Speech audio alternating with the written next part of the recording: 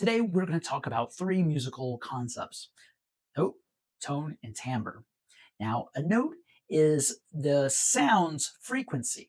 Okay, that means if it has a high number, it's going to sound high, like oh, way up there. Yeah, I know, crazy, huh? Okay, or low, oh, down there. A tone is usually like a lot of people refer to it as the quality of sound. So, um, and to make this a little more clear, let's talk about what timbre is, and we'll come back to tone because timbre is what makes an instrument sound like that instrument. For instance, why does a violin sound like a violin? Well, that concept of a violin sound is its timbre.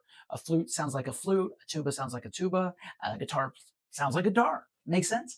So now going back to tone, if you play a flute, right?